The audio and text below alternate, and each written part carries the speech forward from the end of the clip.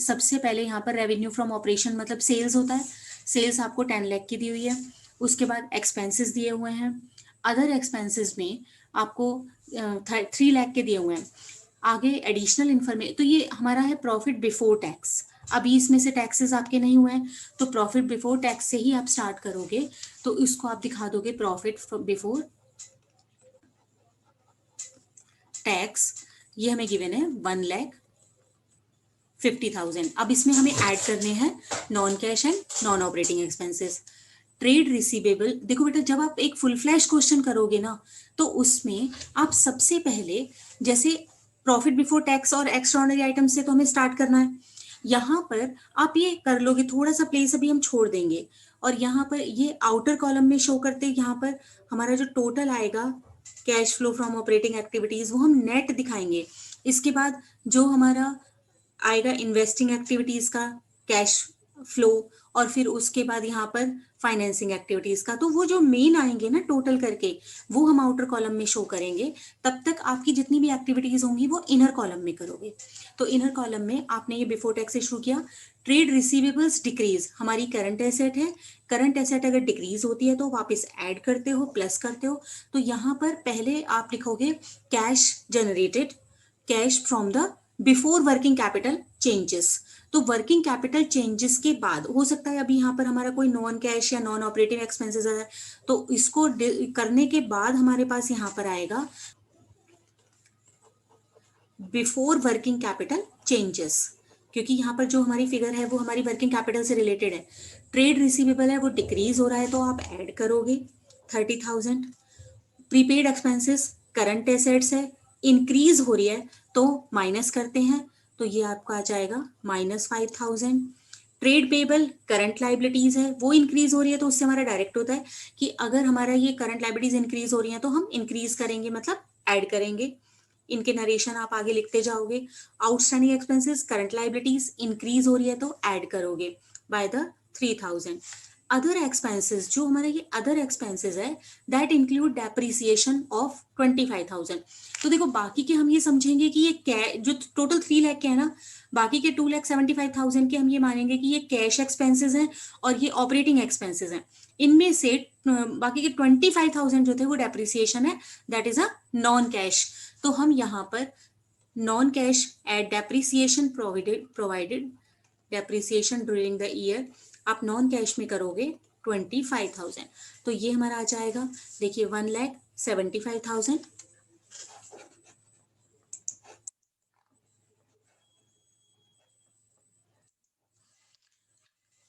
उसके बाद ये हमने वर्किंग कैपिटल के सारे चेंजेस को कर लिया, उनको आप ऐड और लेस करोगे तो ये आपका आ जाएगा कि operating profit after working capital changes. अभी हमने यहाँ तक कर लिया। उसके बाद इंक्रीज कैश फ्लो, और कोई आइटम हमें इसमें ना तो कोई टैक्सेस का दिया हुआ है ना कोई डिविडेंड का दिया हुआ है, तो पहले आप इसको लिखोगे यहाँ पर operating profit before working capital changes, और उसके बाद फिर वही आ जाएगा आपका cash flow from the operating activities.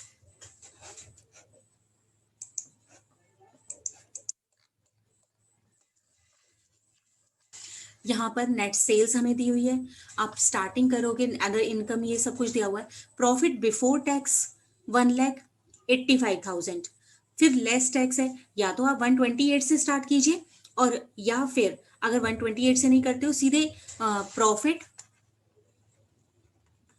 As per statement of profit and loss. ये हमारा टोटल हमें 1,85,600 दे रखा है, और इसमें जो प्रोविजन किया है ना टैक्स ये जो किया है इसको हम अभी नहीं ऐड करेंगे, क्योंकि हमने बिफोर प्रॉफिट ही लिया है, बिफोर टैक्स ही प्रॉफिट लिया है। अगर आप आफ्टर टैक्स प्रॉफिट लोगे तो वापस इसे ऐड कर दोगे। आगे देखिए, देखो ये सेल्स जो है वो तो हमारा ऑपरेशंस की ही है, तो इसका तो हमें कुछ करना नहीं। अदर इनकम में अब हम ये देखेंगे कोई नॉन कैश या नॉन ऑपरेटिव इनकम तो नहीं है। नॉन कैश का डिस्क्रिप्शन नोट्स टू अकाउंट्स हमें यहाँ दिया हुआ है। इसमें आप देख रहे हो कि जो टोटल 28,800 है उसमें हमारा गेन है एक, तो वो भी हमारा नॉन ऑपरेटिव रहता है, और दूसरा इंटरेस्ट हमने पे किया है वो है तो नॉन कैश, लेकिन वो है फाइनेंशियल एक्टिविटीज का। तो इन दोनों को ही हम क्या कर देंगे, वापस ऐड कर दें। यहाँ पर इस हमारी इनकम में ऐड है, इसको हम लेस कर देंगे, लेस इंटरेस्ट और minus gain on sale of furniture. दोनों टोटल मिलाकर आपका 24,000 एंड 4,800, दोनों मिलाकर आपका आ जाएगा 28,800। इसको आपको माइनस कर देना है। आगे देखिए बेटा, purchase of stock, change in inventory, depreciation. Depreciation आपको दिया हुआ है 48 का। आपको पता है कि नॉन कैश और नॉन ऑपरेटिव होता है, हम इसे वापस ऐड कर देते हैं। तो ये आपने डेप्रीसिएशन ऐड कर दिया 48,000। अदर एक्सपेंसेस में टोटल है हमारे ये वाले, लेकिन हमें देखना है कि इसमें से कोई नॉन ऑपरेटिव या नॉन कैश तो नहीं है। टोटल का हमें डिस्क्रिप्शन यहाँ पर दिया हुआ है, इनको देखिए। सेलिंग एंड डिस्ट्रीब्यूशन हमारे ऑपरेटिव होते हैं, ऑफिस एक्सपेंसेस ऑपरेटिव होते हैं, loss on sale of machinery ये वाला जो है ये हमारा नॉन ऑपरेटिव है। तो इसको आप क्या कर दोगे, add loss on sale of machinery, ये आपने ऐड कर दिया 1,31,200। ठीक है बेटा, इतना करने के बाद ये हमारा आ जाएगा operating profit before working capital changes. अब वर्किंग कैपिटल के चेंजेस देखेंगे एडिशनल इंफॉर्मेशन में।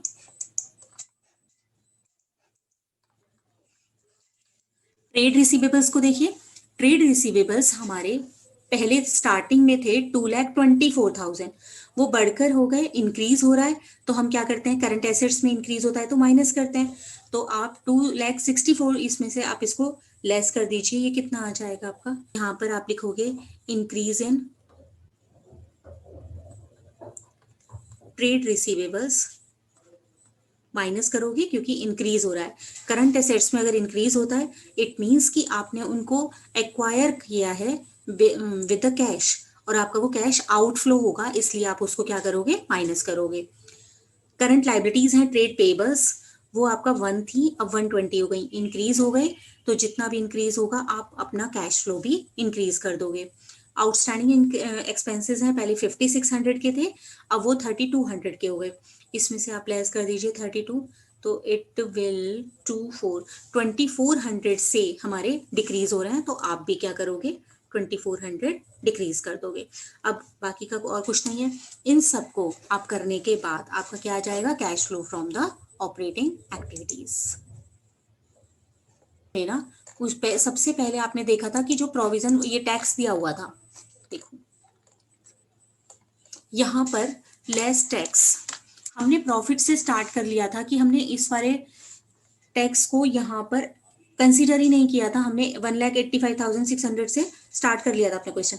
अगर आपको 2 इयर्स के प्रॉफिट दिए होंगे कि जैसे ये जो बैलेंस, ये जो प्रॉफिट एंड लॉस है ये आपको 2 इयर्स का दिया होगा, तो हम ये मानेंगे कि जो अभी करंट ईयर का जो प्रोविजन रहेगा उसे तो हम प्रॉफिट में ऐड करेंगे, और जो लास्ट ईयर का प्रोविजन रहेगा वो हम पे मानेंगे। लेकिन इस वाले क्वेश्चन में हमें 1 ईयर के ही प्रॉफिट एंड लॉस दिया हुआ है, जो statement of profit and loss दी हुई है वो 1 ईयर की है। तो हम ये मानकर कि यही वाला जो प्रोविजन है यही हमारा पेमेंट में आएगा, और इसको अपने लास्ट में जब आप वर्किंग कैपिटल चेंजेस को कर लोगे तो जितना भी टैक्सेस हैं उसको आप माइनस कर दोगे, these are the tax paid. ठीक है, इसको आप माइनस करोगे और उसके बाद हमारे आएंगे profit from the operating activities. Yes, next देखिए, from the following particulars cash flow from operating activities बनाना है। हम इसे सिर्फ डिस्कस कर लेंगे बेटा। देखो, पहले हमें स्टार्ट करना होता है statement of profit and loss के बैलेंस से। हमारा लास्ट ईयर का लॉस था 60,000 और अब प्रॉफिट हो गया, तो हमने करंट ईयर में 1,30,000 अर्न किए, तभी तो हमारा पहले 60,000 का ये नेगेटिव बैलेंस पूरा हुआ और फिर पॉजिटिव बैलेंस हमारे पास 70,000 हो गया। तो आप लिखोगे profit before tax and extra ordinary items, कितने रुपीस बेटा, 1,30,000। यहां से स्टार्ट किया। अब जनरल रिजर्व 1 लाख का था, हमने ड्यूरिंग द ईयर 50,000 उसमें ऐड किए, तो add in general reserve add हो जाएगा। 10% डिवेंचर्स, यहाँ पे अभी हम इसको नहीं देखेंगे because we are maintaining only cash flow from the operating activities, ठीक है, पूरा फुल फ्लैश क्वेश्चन हम नहीं कर रहे हैं। ये वाला जब पॉइंट आएगा हमारा, जब हम फुल फ्लैश क्वेश्चन करेंगे तो डिवेंचर्स को इशू करना या उनको पेमेंट करना, ये हमारा फाइनेंशियल एक्टिविटीज में अंदर आएगा, यहाँ पर नहीं करना। लेकिन जो हमें ये दिया होता है ना, इंटरेस्ट का जो रेट दिया होता है, उसको हम ऑपरेटिंग एक्टिविटीज में कंसिडर करेंगे, ठीक है। आगे देखते हैं कि कुछ दिया होगा अदरवाइज इसके बारे में, तो ठीक है, अदरवाइज इसको फिर हम कंसिडर करेंगे। ट्रेड पेबल्स हैं, ट्रेड पेबल्स हमारे पहले 90 के थे, अब वो 1,30,000 के हो गए, तो ये 55,000 के, ये 40,000 के आपके क्या हो गए, इंक्रीज हो गए। तो जो ट्रेड पेबल्स हमारी करंट लाइबिलिटीज है इंक्रीज होगी, तो ऐड करोगे वर्किंग कैपिटल में, जब पहले operating profit before working capital changes निकाल के ये जो ट्रेड पेबल्स में इंक्रीज हुआ है उसे ऐड कर दोगे। कैश एंड कैश इक्विवेलेंट को हम लेते नहीं है ऑपरेटिंग एक्टिविटीज में, ये फुल फ्लैश क्वेश्चन में आएगा। गुडविल देखिए, पहले 5 की थी, अब 460 हो गई, तो 40,000 आपने राइट ऑफ कर दी, 40,000 राइट ऑफ गुडविल आप ऐड कर दोगे। इन्वेस्टमेंट है, नॉन करंट है, तो नॉन करंट को हम नहीं करते, लेकिन इसका जो ये इंटरेस्ट होगा इसे कंसीडर किया जाएगा, क्योंकि ये जो इंटरेस्ट हमें मिलता है या हम पे करते हैं, जैसे डिवेंचर्स पे किया, तो उसको हम अपने statement of profit and loss में कंसीडर करते हैं, इसलिए ऑपरेटिंग एक्टिविटीज से कैश फ्लो निकालते हुए हम उसे कंसीडर करेंगे, लेकिन नॉन करंट इन्वेस्टमेंट को नहीं करेंगे, क्योंकि ये फिक्स्ड एसेट्स की तरह से हम डील करते हैं, ये हमारे आएंगे इन्वेस्टिंग एक्टिविटीज में। स्टॉक देखिए, इन्वेंट्रीज पहले 60 था, 240 हो गया, तो ये 185 का इंक्रीज हो गया, माइनस कर दोगे। प्रोविजन फॉर डाउटफुल डेट्स पहले 1 के थे, अब आपने 1,50,000 के कर लिए, तो 50,000 आपने ड्यूरिंग द ईयर किया है, 50,000 ऐड करोगे। ट्रेड रिसीवेबल्स आपके पहले 10 थे, अब 21 लाख के हो गए, तो 11 लाख से इंक्रीज हो गए, उसको माइनस कर दोगे trade receivable. Discount on issue of debentures आपके पहले 10,000 से अब कुछ नहीं है, इसका मतलब आपने during the year discount on issue of debentures को क्या कर दिया, राइट ऑफ कर दिया, तो उसको आप वापस ऐड करोगे। यहाँ पर जैसे गुडविल राइट ऑफ करते हैं तो ऐड किया था, इसी तरीके से अगर discount on issue of debentures को राइट ऑफ किया है तो उसे भी ऐड करोगे। अब 2 चीजें रह गई हैं, एक तो ये जो डिवेंचर्स हैं ये हमारे, और उसके बाद interest on non current investment. Debentures देखो हमारे पहले थे 75,000 के, ड्यूरिंग द ईयर हमने 11 लाख के डिवेंचर्स को और इशू कर दिया, और उसको जो हमने 11 लाख के इशू कर दिए, तो हमारे पास टोटल हो गए कितने, 11,75,000।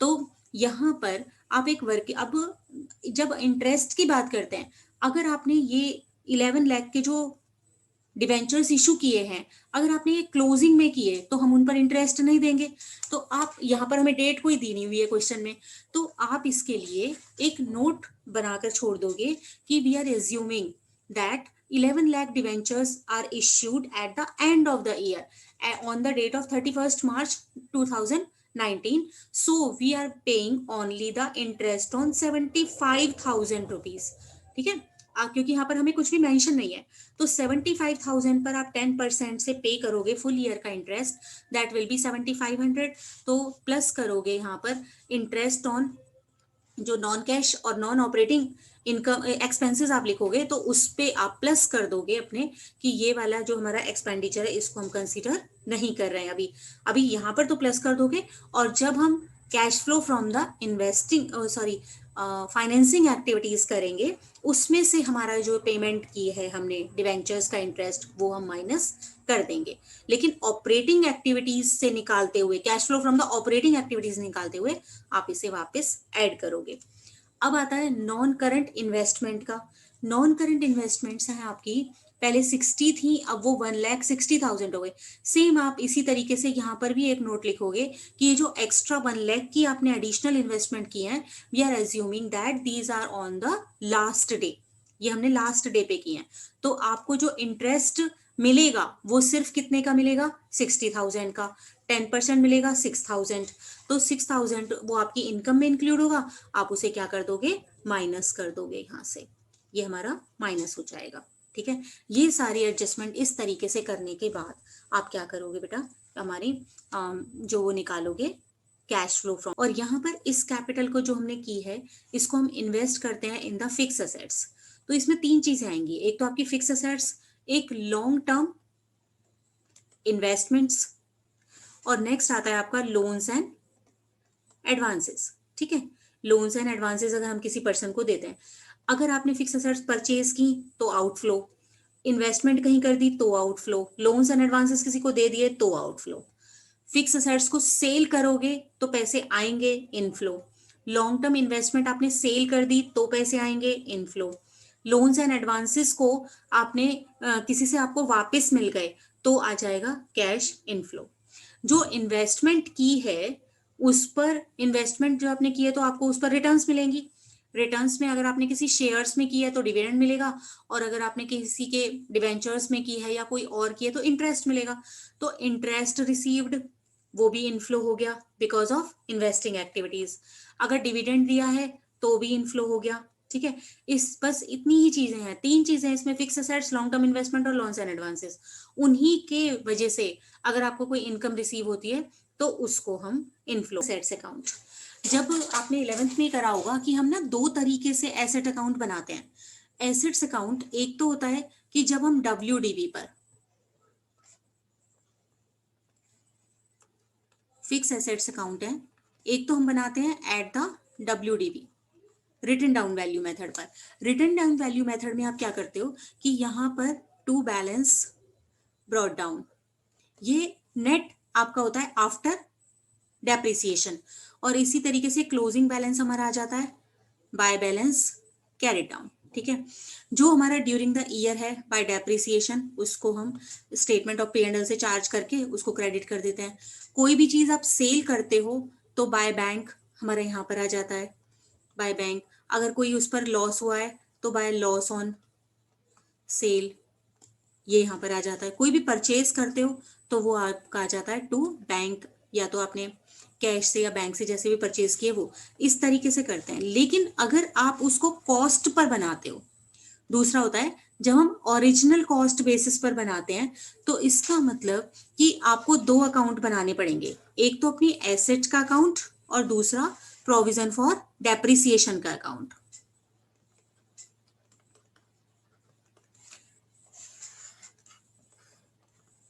प्रोविजन फॉर डेप्रिसिएशन, तो यहां पर कॉस्ट पर ये हमारा होता है WDV पर बनाते हैं। टू बैलेंस ब्रॉट डाउन यहाँ पर ये बनाते हो आप कॉस्ट पर, जितनी भी कॉस्ट की आपके पास है।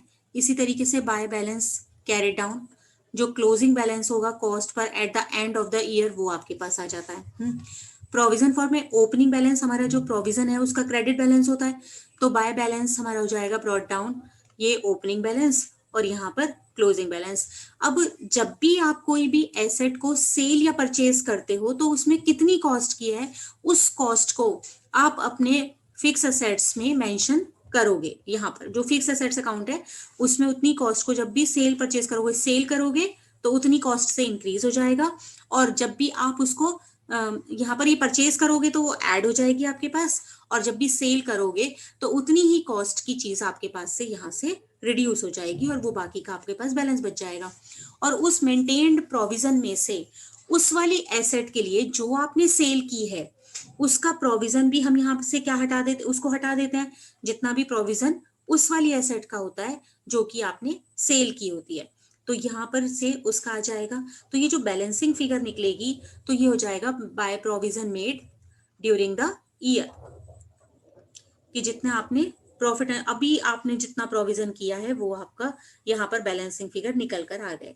हम ये क्यों निकाल रहे हैं, क्योंकि ना अभी आगे जब आप इन्वेस्टिंग एक्टिविटीज पर आओगे तो वहां पर हमारा वो फिक्स एसेट से रिलेटेड है, हमें ये पता लगाना पड़ेगा कि कौन सी एसेट्स को सेल करने से कितना अमाउंट आया। तो कई बार वो बैलेंसिंग फिगर्स होती हैं, सेल परचेज या फिर डेप्रिसिएशन प्रोवाइड कितना हुआ, ये सारी चीजों को हमें बैलेंसिंग फिगर की तरह निकालना होता है, तो उसके लिए हमें फिक्स एसेट्स अकाउंट बनाना जरूरी होगा।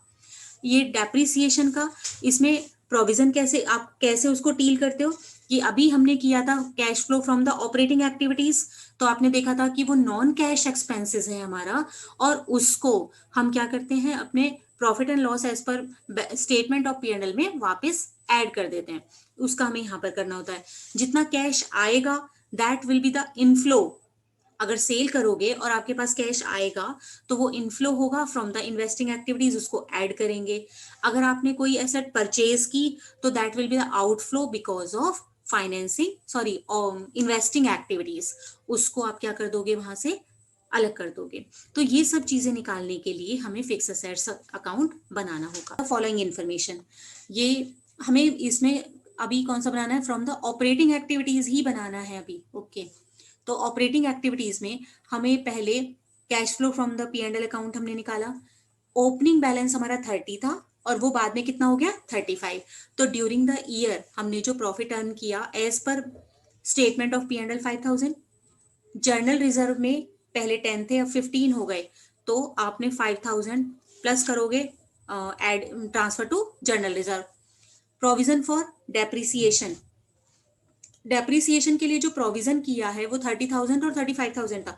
अगर केवल इतनी ही इंफॉर्मेशन होती है ना, तो हमें ये देखने से पता चल रहा है कि लास्ट ईयर तक हमारा बैलेंस प्रोविजन में 30,000 था, अब 35 हो गया। तो ड्यूरिंग द ईयर हमने 5,000 रुपीज का प्रोविजन और कर दिया। लेकिन अगर आप नीचे देखोगे तो एक प्लांट है, कॉस्टिंग रुपीज 20,000, उसकी बुक वैल्यू ये थी। तो इसके लिए अभी हम इस वाले पॉइंट को पेंडिंग रखते हैं और हम अपना प्रोविजन अकाउंट बनाएंगे, उससे पता लगाएंगे कि कितना हमने ड्यूरिंग द ईयर प्रोविजन किया है। आउटस्टैंडिंग एक्सपेंसेस आपके 5 थे पहले और अब वो कितने हो गए, 3 हो गए। इसका मतलब है कि एक लाइबिलिटी है जो कि कम हो गई। लाइबिलिटी कम होती है तो हम अपना आउटफ्लो, वो कैश भी कम कर देते हैं। गुडविल का 20 था, अब 10 रह गया। इट मीन्स कि 10 आपने राइट ऑफ किया, तो right of goodwill. Trade receivables आपके 40 थे, जो 35 रह गए, कम हो गए हैं करंट एसेट्स, तो आप क्या कर दोगे, ऐड कर दोगे। ठीक है बेटा। अब ये देखिए प्लांट पर आते हैं हम। हमने ये provision for doubtful debts, provision for depreciation का अकाउंट बनाया। इसका ओपनिंग और क्लोजिंग बैलेंस हमें दिया हुआ है 30 एंड 35। प्रोविजंस के हमेशा क्रेडिट बैलेंस होता है ओपनिंग, तो बाय बैलेंस ब्रॉट डाउन, और ये हमारा हो गया 50,000 रुपीज का टू बैलेंस कैरी डाउन। ठीक है बेटा, 50,000। आगे बोल रहे हैं एक आइटम थी प्लांट कॉस्टिंग रुपीज 20,000, उसकी बुक वैल्यू थी 14,000। तो देखो इसका मतलब कि जो 20,000 का था ना, वो 14,000 उसकी बुक वैल्यू है, तो 6,000 उस पर डेप्रिसिएशन हम चार्ज कर चुके हैं during the life time of that plant, और वो सोल्ड कर दिया हमने 18,000 का प्रोविजन था, उसमें से टू प्लांट 6,000 राइट ऑफ कर देंगे, इट विल बी 56। तो बाय P&L अकाउंट कि आपने ड्यूरिंग द ईयर कितने रुपीस का प्रोविजन किया, ये हमारा हो जाएगा 26,000 रुपीज का। तो प्लस प्रोविजन, डेप्रिसिएशन प्रोविजन हमारा कितना आ जाएगा, यहां से देखने से सिर्फ कितना लग रहा है 30 एंड 35, सॉरी ये हमने 50 कर लिया।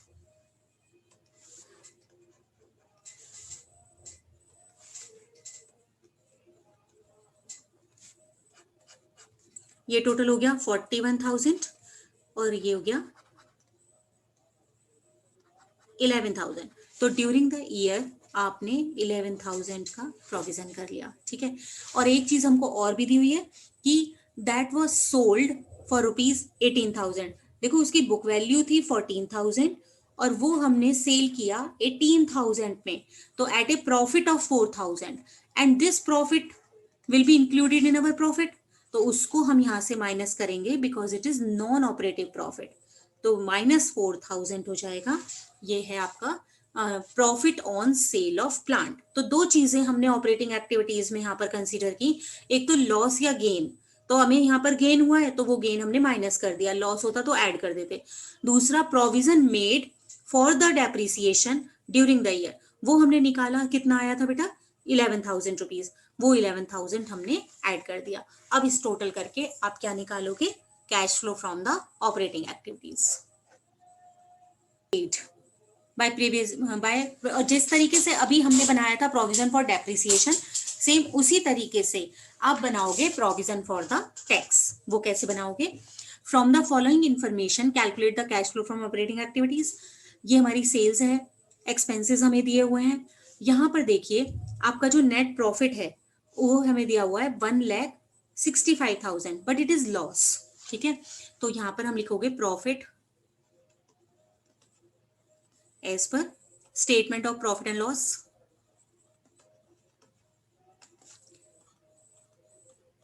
सारा क्वेश्चन वैसे ही करोगे, सिर्फ इसे किस में दिखा दोगे, माइनस में दिखा दोगे। प्रोविजन फॉर टैक्स जो हमने बनाया है ड्यूरिंग द ईयर, यहां पर ये देख रहे हो आप कि 50,000 रुपीज का बनाया है, लेकिन हम इसे वापस ऐड नहीं करेंगे। क्यों नहीं करेंगे? क्योंकि हमने लिया ही उससे पहले वाला प्रॉफिट है। ठीक है, नोट्स टू अकाउंट्स में हमें दो चीजें दी हुई हैं, opening inventory and closing inventory. अच्छा, ये कुछ एडिशनल इंफॉर्मेशन भी हैं, चलो हम देखेंगे अभी इन्हें। देखो, चेंजेस इन द स्टॉक हो गया, एम्प्लॉय बेनिफिट एक्सपेंसेस होते हैं, वो हमारे ऑपरेटिंग एक्सपेंसेस होते हैं। डेप्रिसिएशन जितना किया है, एमोर्टाइजेशन एक्सपेंसेस, डेप्रिसिएशन हमारा है 1 लाख रुपए का, तो वो एड डेप्रिसिएशन कर दोगे 1 लाख। अदर एक्सपेंसेस 40,000 के हैं। अदर एक्सपेंसेस में हमें आपको ये देखना पड़ेगा कि कोई नॉन कैश एक्सपेंस तो नहीं है, नहीं है बेटा, तो हम ये मानकर चलेंगे कि ये जितने भी हमारे अदर एक्सपेंसेस हैं, these are the cash expenses. Debtors ये 18 के हैं, ये 19 के हैं। पहले 125 थे, 50,000 से इंक्रीज हो गए, तो आप क्या करोगे, लेस करोगे, करंट एसेट्स इंक्रीज हो रही हैं। बी आर 40 से 30 हो गए, कम हो गए हैं, तो ऐड करोगे।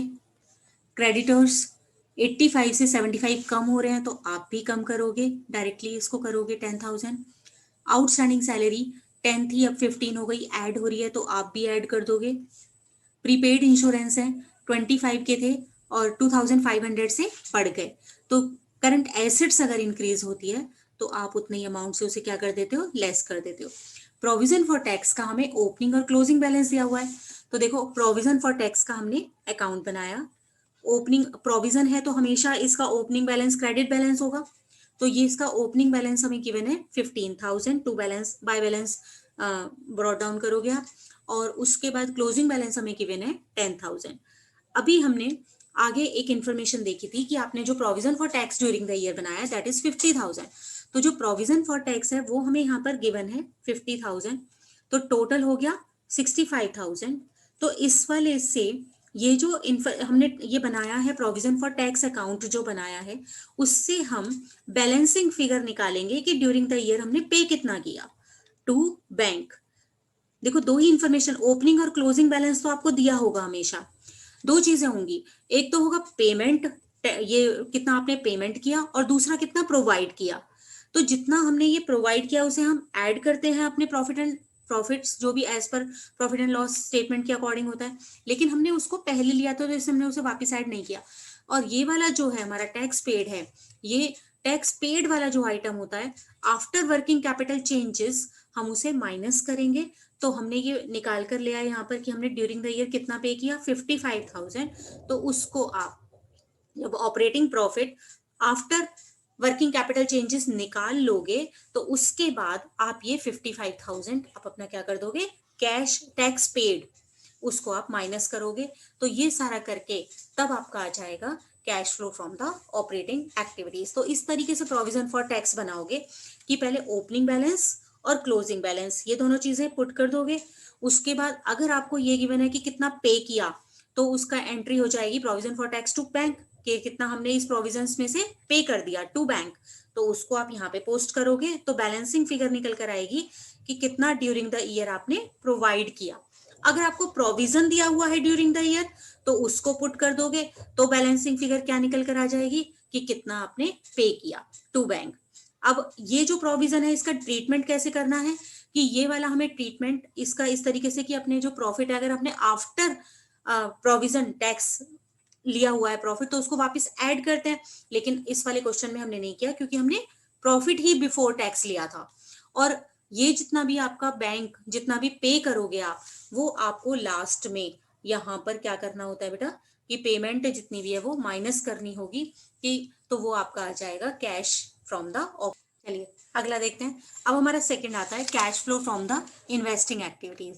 इन्वेस्टिंग का मैंने आपको बता दिया है कि फिक्स असेट्स से आएगा हमारे, और एक fix assets, loan and advances and non current investment.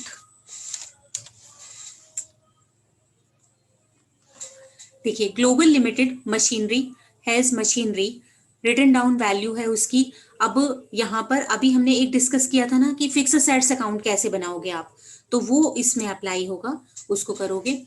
Machinery written down value आपको पता है क्या होती है बेटा? रिटन डाउन वैल्यू का मतलब होता है ओरिजिनल कॉस्ट माइनस डेप्रिसिएशन करके, उसको लेस करके डेप्रिसिएशन को जो हमारी वैल्यू आती है that is called written down value. तो 1 अप्रैल 2018 को वो हमारी थी 8,60,000 और क्लोजिंग बैलेंस है उसका 9 लाख। अगर हमने देखो ये फिक्स असेट्स अकाउंट बनाया तो ओपनिंग बैलेंस हमें दिया हुआ है 8,60,000 और by balance carry down it is 9,50,000। Depreciation for the year was ₹40,000। अब जब हम इस तरीके से उस पर WDV पर बनाते हैं तो बाय डेप्रिसिएशन जितना भी आपका होगा दैट विल बी 40,000, हम उसे क्रेडिट कर देंगे। In the beginning of the year एक आइटम थी मशीनरी की, वो सोल्ड की हमने 25,000 रुपीज में, which has a written down value of 20,000।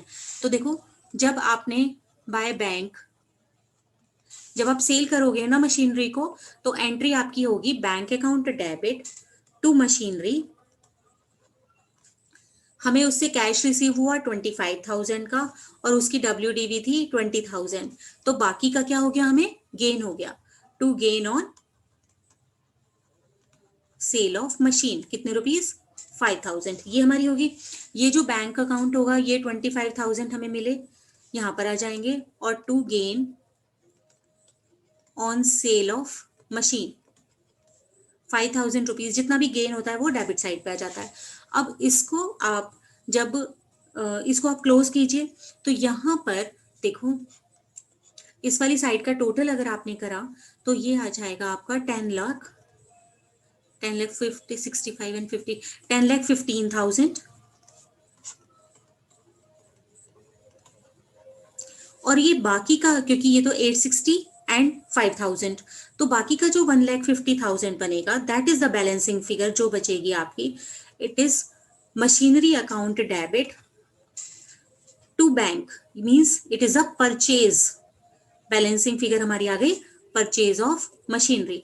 तो जब भी आप मशीनरी अकाउंट बनाओगे ना तो उससे या तो आपकी परचेज आएगी या फिर कितने अमाउंट का आपने सेल किया, कुछ भी ऐसा बैलेंसिंग फिगर निकल कर आ सकता है। वो आपको देखना पड़ेगा कि अगर आपकी डेबिट साइड पर बैलेंसिंग फिगर है तो वो परचेज होगी, क्रेडिट साइड पर है तो वो सेल भी हो सकती है और डेप्रिसिएशन भी हो सकता है। तो ये आपको चेक करना पड़ेगा कि क्या क्या गिवन है और किस तरीके से आपको उसको लेना है। अब इससे अगर हमें कैलकुलेट करना हो कैश फ्रॉम इन्वेस्टिंग एक्टिविटीज, तो इन्वेस्टिंग एक्टिविटीज में देखो आपको मशीनरी को सेल करने से अमाउंट आया कितना था, 25,000। तो ये तो हमारे ऐड हो जाएंगे 25,000, और बैलेंसिंग फिगर परचेज निकली है 1,50,000, तो मींस परचेज करते हो तो आउटफ्लो होता है, तो पेमेंट फॉर द परचेज 1,50,000 और सेल ऑफ द मशीनरी से प्रोसीड्स उसके कितने हैं 25,000। तो जो नेट कैश है that is not cash flow, that will be cash used in the investing activities 1,25,000। इस तरीके से निकालोगे, calculate the cash flow from the investing activities. अब देखो ये वाला जो क्वेश्चन है ना बेटा, उसमें हमें WDV पर दिया हुआ था रिटन डाउन वैल्यू पर, तो हमने सिर्फ एक ही अकाउंट बनाया, केवल मशीनरी का अकाउंट बना लिया at the written down value. लेकिन यहाँ पर इस क्वेश्चन में हमें मशीनरी दी हुई है, उसका बैलेंस भी दिया हुआ है कॉस्ट पर, और दूसरे एक्यूमुलेटेड डेप्रिसिएशन के बैलेंसेस भी दिए हुए हैं। तो यहाँ पर ऐसे क्वेश्चंस में हम दो अकाउंट बनाते हैं। एक तो पहला हो गया हमारा मशीनरी अकाउंट, ये किस पर होगा, एट कॉस्ट, ठीक है। और दूसरा एक्यूमुलेटेड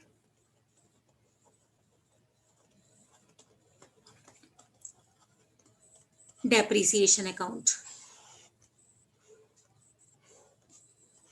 ओके। मशीनरीज की हमें कॉस्ट दी हुई है 420 एंड 4, तो बैलेंस एसेट्स का हमेशा डेबिट बैलेंस होता है, तो ये हो जाएगा 4,20,000 टू बैलेंस ब्रॉट डाउन, और by balance carried down it is 4 lakh.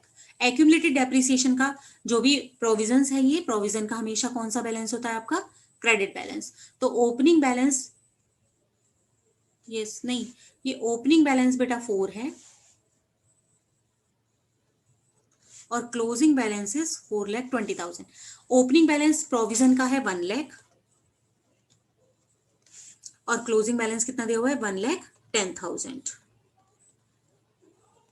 ठीक है, उसके बाद है ड्यूरिंग द ईयर एक मशीन जिसकी कॉस्ट थी 40,000 एंड उसका एक्यूमुलेटेड डेप्रिसिएशन था।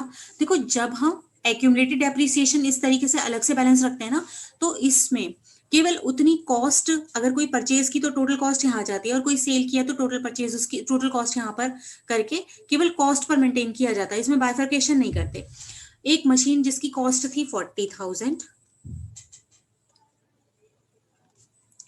और उसका एक्यूमुलेटेड डेप्रिसिएशन, अब तक उस पर जो इकट्ठा हुआ डेप्रिसिएशन था ये, तो उसकी WDV कितनी हो गई, जो हमने सेल की है उसकी रिटर्न डाउन वैल्यू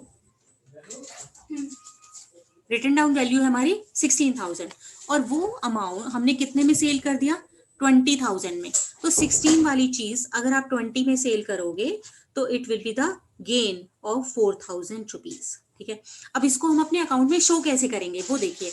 तो जब आप सेल करोगे तो यहां पर आपका आ जाएगा बाय बैंक, आपके पास पैसे कितने आए, 16,000, नो 20,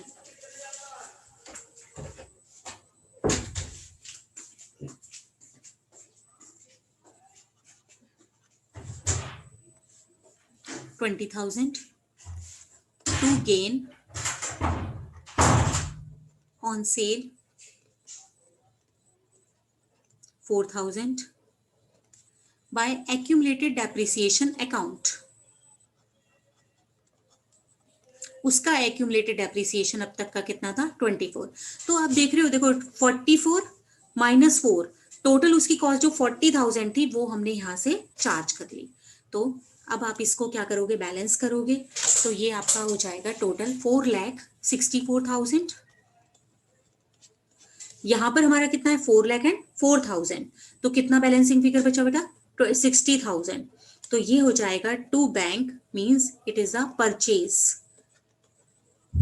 परचेज ऑफ मशीनरी। ठीक है, ये वाला अकाउंट हमारा क्लियर हो गया। अब हम एक्यूमुलेटेड डेप्रिसिएशन को देखो। एक्यूमुलेटेड डेप्रिसिएशन हमारे पास ओपनिंग में बैलेंस 1 लाख था, क्लोजिंग में 110 है, जिसमें से कि इस वाले ओपनिंग में से हमने राइट ऑफ कर दिया 24,000 of that machine which is sold off. तो टू मशीनरी अकाउंट,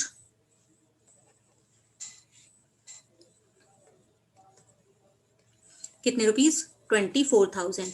अब देखो 24 राइट ऑफ करने के बाद भी हमारे पास 110 है, तो टोटल हो गया 1,34,000। तो हमने during the year by profit and loss, statement of profit and loss कितना बनाया, 34,000, ये हो जाएगा 1,34,000। ठीक है, अब आप इसको देखो कैसे डील करोगे। इन्वेस्टिंग एक्टिविटीज में हमारे पास अमाउंट गया कितना, परचेज कितना किया हमने, तो परचेज किया 60,000 के लिए, तो वो हमारा आउटफ्लो हो गया। हमारे पास अमाउंट कितना आया था सेल करने से, 20,000, तो इट इज इनफ्लो, ये हमने इनफ्लो ऐड कर दिया। उसके बाद ये वाले जो थे provision made during the year, इसको हमें कहां पर करना है, अगर हम ऑपरेटिंग एक्टिविटीज से कैश फ्लो निकाल रहे होते तो ये जितना हमने प्रोविजन किया है इसको हम वापस ऐड करेंगे। ठीक है, ये जो गेन आया है इसको हम cash flow from the operating activities में से माइनस करेंगे। यहां हमें इसका कुछ नहीं करना, ये दो चीजें जो हैं हमारी कहां पर आती, cash flow from the operating activities में हम इनको कंसर्न करते हैं। लेकिन अब इसमें सिर्फ हमें ये देखना है कि हमारे पास मशीन को सेल करने से और परचेज करने से कितना आउटफ्लो और इनफ्लो हुआ, वो हमने यहाँ पर कंसीडर कर लिया। आगे एक चीज और दी हुई है कि ये पेटेंट्स हैं। पेटेंट्स हमारे पास स्टार्टिंग में थे 280 के, तो उसके लिए देखिए एक पेटेंट अकाउंट बना लेते हैं। एसेट है, ओपनिंग बैलेंस था 2,80,000 और क्लोजिंग बैलेंस कितना है 1,60,000. Patents write off 40,000 and some patents were sold at a profit of 20,000. हमने पहले तो राइट ऑफ किए कितने 40,000. तो जैसे डेप्रिसिएशन हम चार्ज करते हैं ऐसे ही पेटेंट्स राइट ऑफ करेंगे बाय P&L से अपने कितने रुपीस के हमने 40,000 रुपीस के. अब यहाँ पर अगर आप देखो तो ये है 2,80,000 और यहाँ पर हो गए 1,60,000. तो बाकी की जो बचेगी वो हमारा क्या हो जाएगा, उसमें कह रहे हैं कि कुछ हमने पेटेंट्स सोल्ड भी किए हैं, ये 2 लाख और ये 80,000. तो इसको देखने से आपको कितना पता चल रहा है, देखो 280 और ये टोटल है 2 लाख. तो हमने कितने रुपीस के पेटेंट्स को राइट ऑफ को सेल कर दिया 80,000 को सेल किया, लेकिन वो किया है एट ए प्रॉफिट ऑफ 20,000. तो यहां पर आ जाएगा टू प्रॉफिट ऑन सेल 20,000 और वो जो 80,000 के थे बाय बैंक हमने कितने में सेल कर दिए 1 लाख रुपीस में. तो ये हमारी बैलेंसिंग फिगर आ गई कि जितने हमने सेल किया तो इससे हमें 1 लाख रुपीस रिसीव हुए, कैश रिसीव हुआ, वो हमारे पास इनफ्लो हो जाएगा पर ये सेल ऑफ द पेटेंट्स. तो 1 लाख रुपीस हमने यहाँ पर ऐड कर दिए. ये जो प्रॉफिट हुआ है इसको हम इन्वेस्टिंग में कुछ नहीं करेंगे, इसको हमें कहाँ पर डील करना है बेटा, जो हम cash flow from operating activities निकालेंगे तो ये प्रॉफिट हम क्या कर देते हैं माइनस कर देते हैं वहां से. लेकिन अभी हमें निकालना है सिर्फ इन्वेस्टिंग एक्टिविटीज का. तो यहाँ पर हमें देखना है कि पेटेंट्स को सेल करने से हमारे पास कितने पैसे आए हैं. तो ये जो पेटेंट्स को हमने सेल किया उससे जितना भी अमाउंट आया है उसको हमने यहाँ पर ऐड कर लिया. तो ये आ जाएगा नेट अमाउंट.